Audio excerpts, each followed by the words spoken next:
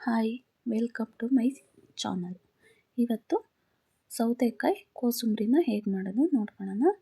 First ಒಂದು ಪಾತ್ರೆ ಎತ್ತಿಟ್ಕೋಬೇಕು. ನಂತರ ಚಿಕ್ಕ ಚಿಕ್ಕದಾಗಿ ಹೆಚ್ಕೊಂಡಿರೋ ಅಂತಹ ಸೌತೆಕಾಯಿನ ಹಾಕ್ಕೊಳ್ಳೋಣ.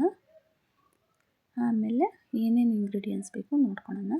ರೆಡ್ ಈರುಳ್ಳಿ ಚಿಕ್ಕ ಚಿಕ್ಕದಾಗಿರೋ ಅಂಥವು, ಮತ್ತು 2 ಹಸಿರು ಮೆಣಸಿನ್ಕಾಯಿ, ಕೊತ್ತಂಬರಿ ಸೊಪ್ಪು, ತೆಂಗಿನಕಾಯಿ ಅವೆಲ್ಲವನ್ನು ಹೆಚ್ಚಿ ತೊರೆದು ಇಟ್ಕೊಂಡಿದ್ದೀನಿ.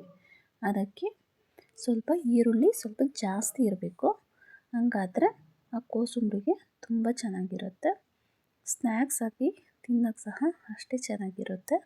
ಈರುಳ್ಳಿಗೆ ಕಮ್ಮಿ ತಿನ್ನೋ ಅಂಥವ್ರು ಸ್ವಲ್ಪ ಕಮ್ಮಿನೇ ಹಾಕ್ಕೊಳ್ಳಿ. ಮತ್ತು ಹಸಿರು ಮೆಣಸಿನ್ಕಾಯಿನ ಆ್ಯಡ್ ಮಾಡ್ಕೊತಾ ಇದ್ದೀವಿ.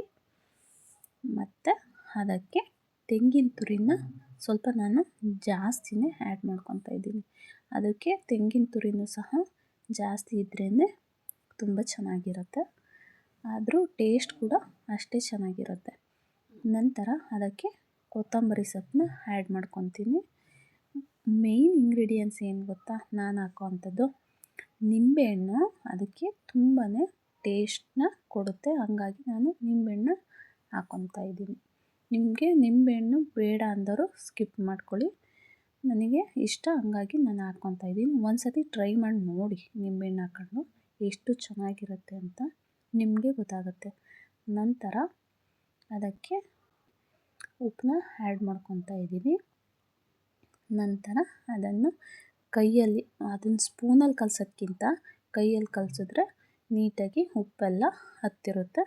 ಹಾಗಾಗಿ ನಾನು ಕೈಯಲ್ಲೇ ಕಲಿಸ್ಕೊತಾ ಇದ್ದೀನಿ. ನೋಡಿ, ರೆಡಿಯಾಗಿರುತ್ತೆ ಕೋಸಂಬರಿ ಸೌತೆಕಾಯಿದು. ನೋಡಿ, ಮಾಡ್ಕೊಂಡು ತಿಂದು ನೋಡಿ. ಎಲ್ಲರಿಗೂ ಸ್ನ್ಯಾಕ್ಸ್ ಆಗು ಕೂಡ ಚೆನ್ನಾಗಿರುತ್ತೆ, ಊಟಕ್ಕೂ ಸಹ ಅಷ್ಟೇ ಚೆನ್ನಾಗಿರುತ್ತೆ.